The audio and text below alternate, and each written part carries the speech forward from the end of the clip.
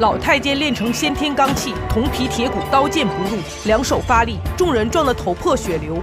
两个没断气的同出一剑，仍是不痛不痒，一把提起两人，空中旋转1080，送你归西。白衣少侠怒出一剑，斩杀两人，剑指曹化纯。袁若飞，你有一身的好武功，我不想杀你。袁若飞冷哼：“可我要杀你，为父报仇。”为父报仇？谁是你的爹？袁崇焕。曹化纯狂笑：“我今天就让你们父子团聚。”袁若飞见状，五棱剑直刺口腔，因为曹化纯的罩门就在嘴里，一击不中。袁若飞急攻两招，便踏在了他的肩上，由上至下的一剑，曹化纯闭口不开。一招掀起袁若飞：“我不张嘴就不会死。”袁若飞把曹化纯引到了殿外，伺机而动。曹化纯有罡气护体，功力更是深不可测。袁若飞的五棱剑刁钻多变，无孔不入，但曹化纯本着不开口就不会死的原则，袁若飞也拿他没办法。几番交手，袁若飞就身中数招，被打翻在地。我就是不张嘴，你能怎么样？袁若飞略加思索，以言语相激。曹化纯，你是个太监，谋朝篡位有什么用？又不能传宗接代。一语说到曹化纯的痛处，面对袁若飞的凌空一剑，他不躲不闪，竟然用腹部吸住了五棱剑，随即弹出宝剑，狂笑不止。终于张嘴了，袁若飞将事先准备好的五毒丹打入口中，见血封喉，随即一剑砍下了曹化纯的头颅。杀不死的曹化纯终于死了。可此时皇城已被曹化纯的17太保和9门禁军围得水泄不通。昭仁公主和吴三桂找上了17太保，公主，速战速决。17太保个个武功不凡，都是以一敌十的好手。可昭仁公主有吴三桂相助，如虎添翼。三桂的刀法大开大合，如猛虎下山，每次出刀必有一人倒地。昭仁剑如飞凤，招招毙命，杀得17太保溃不成军。而长平公主这边遇到了麻烦，与之交手的是曹化纯手下最强战力9门禁军，但有战神周世显在旁助阵，长平也是有恃无恐。周世显的花枪如游龙出海，枪枪锁魂，但9门禁军人多势众，战力非凡，斩不尽，杀不绝。周世显一边杀敌，一边又要保护不会武功的长平公主，无法专心对敌，不免身中一刀。就在这命悬一线之际，吴三桂只出一刀便斩杀8人，真是勇猛。昭仁公主解决了17太保，及时赶到，可几人联手之下，还是难以扭转败局。就在大批禁军涌入之时，袁若飞提着曹化纯的脑袋赶到了。曹化纯首级在此。禁军头领见大势已去，当即俯首称臣。袁若飞果然不负众望，大战告捷，崇祯乐开了花。可袁若飞提及为父亲袁崇焕昭雪沉冤之时，他却满是搪塞。此事事关重大，没有真凭实据，很难昭告天下。袁崇焕将军的旧部在东厂日夜翻找曹化纯陷害袁崇焕的证据。不出袁若飞所料，曹化纯的乖儿子果然来了。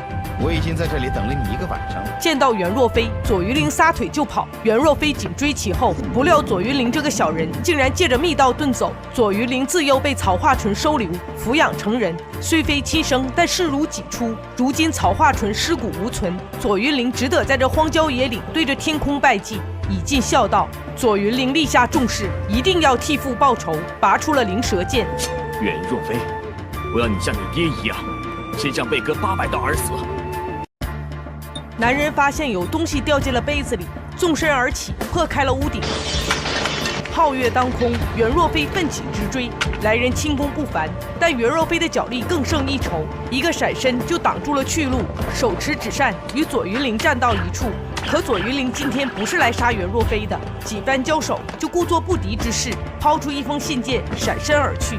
原来信上所载的正是崇祯陷害袁崇焕的证据，复仇不共戴天。袁若飞命狼孩奉上五棱剑，当即就要杀入皇宫。一切都在左云林的意料当中，利用袁若飞除掉崇祯，他就能坐享渔人之利了。袁若飞夜入禁宫，如入无人之境。你这个昏君，枉我爹对你一片忠心，你竟然害死他！崇祯还在一脸嬉笑，袁崇焕是被曹化纯害死的，我日后一定会为袁将军昭雪沉冤。袁若飞拿出信件，让崇祯当面读出来。崇祯当即翻脸，将信件拍在了桌子上。你不要目中无人呐！啊，你现在这种态度，随时都可以抄家灭族。见袁若飞一脸不屑，皇上当即传唤禁军。袁若飞怒起，五棱剑架在了他的脖子上，皇上被迫将信件读了出来。信上写道：袁崇焕气焰嚣张，私自斩杀朕的亲信毛文龙，目无法纪，请曹公公参奏袁崇焕通敌卖国，务必严刑逼供，让其认罪，不论谁是谁非，先除逆臣袁崇焕。袁若飞本想一剑结果了崇祯，可这样父亲就要永远背负通敌的罪名，所以袁若飞让皇上答应2件事：第一，你要为我父亲重新厚葬；第二，我要你立下罪己诏，将自己的罪昭告天下。袁若飞剑指崇祯，让其立即写下罪己诏。我说一句，你写一句。明朝崇祯皇帝昭告天下：袁崇焕守护边关，率领众将士抛头颅洒热血，屡败敌军，有功于国。朕愚昧昏庸，听信谗言，不查真相，判其凌迟极刑，令良臣身受800刀，含冤而死。朕愧对天地，愧对万民。袁若飞手持罪己诏，跪拜父亲。昏君的罪己诏即将公布天下，你可以安息了。就在袁若飞跪拜先父之时，女扮男装的长平公主到访。如今时局动乱，李自成和多尔衮都虎视眈眈。如果罪己诏公布于世，必会民心动摇。长平跪求袁若飞放过父皇，他愿意替崇祯赴死。长平公主忧国忧民，袁若飞动摇了，答应当面将罪己诏归还崇祯。傍晚，袁若飞带着罪己诏来到了御书房。长平代替崇祯敬酒一杯，以示歉意。就在袁若飞要一言而尽之时，皇上来了。袁若飞不失礼节，跪地拜见。两方落座，皇上满口奉承之词。袁大侠大人大量，朕亲赐美酒以表感激。希望你饮了这杯酒之后，能忘掉一切。袁若飞为人坦荡，对小人行径毫无提防，一言而尽，竟是见血封喉的毒酒。袁若飞几番挣扎，竟站了起来。你这酒是不下毒？你以为能毒倒我吗？来人！皇上一声令下，九门禁军一拥而上，狼孩护着身中剧毒的袁若飞，且战且退，逃出了御书房。可现在的袁若飞已经无法走出皇宫了，没走几步就晕死了过去。狼孩冒死找到了二公主昭仁，我家少爷有难，想请你帮忙。得知消息，昭仁当即救下了袁若飞，还命小娥、小倩用自己的轿子送袁若飞出城，在元觉寺养伤。得知袁若飞到了安全之处，昭仁总算放下心来。可长平对崇祯的做法为之不耻。袁若飞已经交出诏书，你为什么还在酒里下毒？崇祯理直气壮，袁若飞当着那么多人用剑挟持朕，朕的颜面何在？长平被气笑了。大明国势日衰，就是因为我们太顾全颜面和尊严了。大明江山不会毁于李贼的手上，不会毁于满奴的手上，是毁于我们自己人的手上。吴三桂出世。这是吴三桂第一次展示百步穿杨的剑术，剑在弦上，马步要稳，一剑正中红心，第二箭再直射天空，画出了弧线，随即第三箭射出，竟与第二箭同时击中靶心。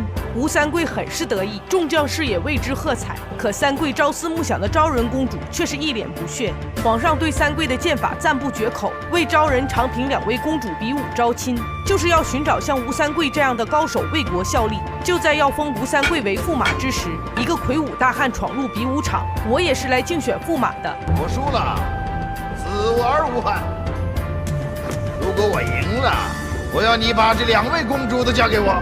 竟敢出言不逊，吴三桂拉开架势就要与其一战。可他不知眼前的大汉就是李自成手下的头号杀神陕西大环刀刘宗敏。三桂迎面而上，吴三桂师承6合门，武功自然不凡。但今日他败局已定。刘宗敏久经沙场，一柄金丝大环刀在江湖上更是罕逢敌手。几番交手，两人对接一掌，开始比拼内力。刘宗敏面露不屑，一掌将其击退。吴三桂败了。传皇帝，驸马爷的位置是我的了。就在刘宗敏得意之时，一个手持月牙铲的头陀走上擂台。2位公主一眼看出他就是中原桃花剑袁若飞。可皇上怎么能让和尚参加比武招亲？父皇，你不是说比武参加者不论出生，不听既往了吗？2位公主极力举荐，皇上只好点头默许。刘宗敏不把头陀放在眼里，扬言10招内不取下你的脑袋，这2位公主就送给你了。刘宗敏接过大刀，率先出手，转眼10招已过，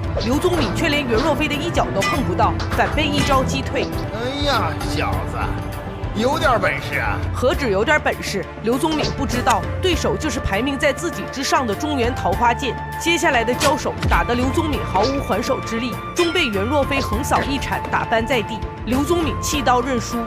这2个公主我不要了，送给你。袁若飞手持月牙铲缓步上前，竟飞身直取崇祯性命。周世显、吴三桂出手阻拦，可还是慢了一步。情急之下，长平用身体挡住了这致命一击，误伤了心爱的女人。袁若飞无心再战，逃出了皇宫。不想竟被刘宗敏拦住了去路。刘宗敏表示，刚刚的兵器比试，我甘拜下风，但论拳脚功夫，你未必是我的对手。逼着袁若飞再比10招。两人同属一流高手，但袁若飞隐居深山，苦练10载，相比贪恋酒色的刘宗敏，袁若飞的武功修为更胜一筹。10招又是10招，袁若飞的凌空一脚，刘宗敏再次败下阵来。未尝一败的刘宗敏这次五体投地了。我服了你了，叫什么名字？袁若飞。原来是中原桃花剑，刘宗敏也自报名号陕西大环刀。得知袁若飞是袁崇焕的后人，刘宗敏当即跪地就要和袁若飞结拜。袁若飞不好推辞，收下了刘宗敏这个小弟。大哥，我带你回我的军营，我有10个美人，我叫他们陪你喝酒啊。军营内10大美人能歌善舞，没错，这就是刘宗敏的10大美人。真乖呀！刘远，我的血要喝。这场面看得袁若飞有些反胃，满桌酒菜难以下咽。刘宗敏见状当即询问：“我的10大美人可是在军中精挑细选的，你为什么看都不看一眼？”他们10个和那2位公主生得一样漂亮。讨厌。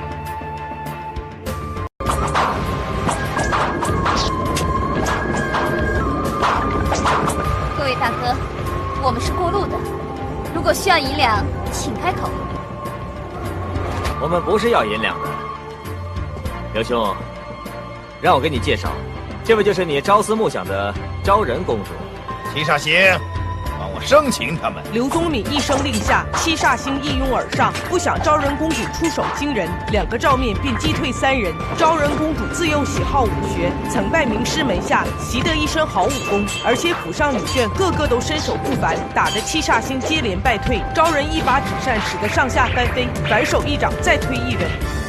主仆3人联手之下，七煞星人仰马翻。就在昭仁自认胜局已定之时，七煞星竟弃掉武器，亮出了长剑，布下精妙阵法。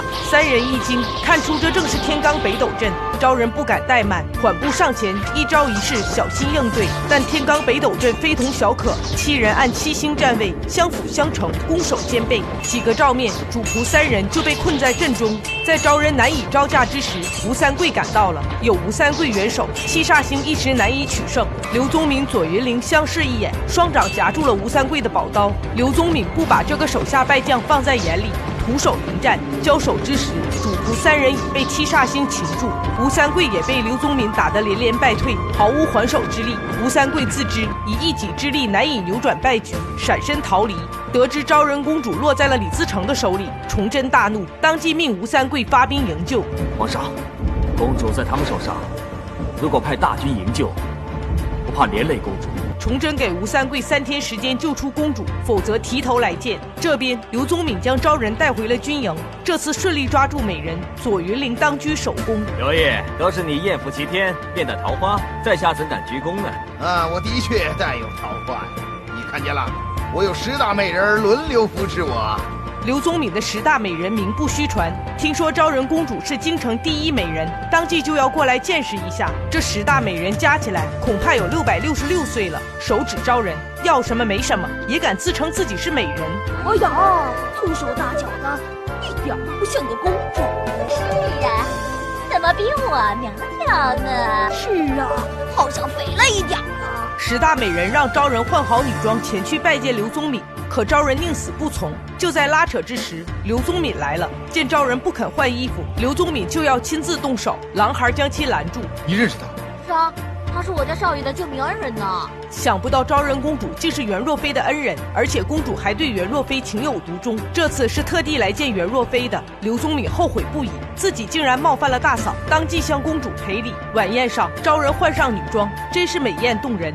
刘宗敏虽贪恋酒色，但行事光明磊落，对昭人以礼相待。谈话间，李自成到访，刘宗敏让昭人先行回避。不出所料，闯王正是为了昭人公主而来，想要挟持公主作为和崇祯皇帝谈判的筹码。刘宗敏一口回绝：“公主是我大哥的女人，我绝对不能出卖她。”刘宗敏太重情义，李自成拿他没办法，只好算计昭人了。袁若飞和宗敏是结义兄弟，公主多等些时日，袁若飞一定会回来。昭人中计了，他同意了留下来等袁若飞。而此时，吴三桂已经乔装成士兵混入军营。几个卧床的伤兵被吴三桂逐一斩杀，取而代之。这个过来探望伤兵的小姑娘，就是李自成的女儿李兰芝。吴三桂装出一副重伤的样子，兰芝看得心疼，提出要亲自给吴三桂换药。听说闯王的千金貌美如花，如果她能替我换一次药，死都瞑目。吴三桂嘴上这么说，可手上却摸向短刀，得手了。吴三桂挟持李自成的女儿交换昭人公主，不想李自成竟不受威胁，大义灭亲。我带兵闯天下，完全是为民请命，必要时我也会牺牲自己的女儿的。李自成不顾女儿生死，步步逼近。就在这时，昭人和刘宗敏赶到了。昭人告诉三桂，她在这里生活得很好，让三桂先放了李兰芝，自己是绝对不会回去的。公主不肯离开，吴三桂只好放了李兰芝。李自成也没有为难吴三桂，你们统统退后，放他们走。吴三桂返回京城，把事情禀告长平公主。闻言，长平当即明白，昭人妹妹是为了见袁若飞才不肯回来的。但两军交战，公主竟在敌军军营，一旦消息传出去，军心必乱。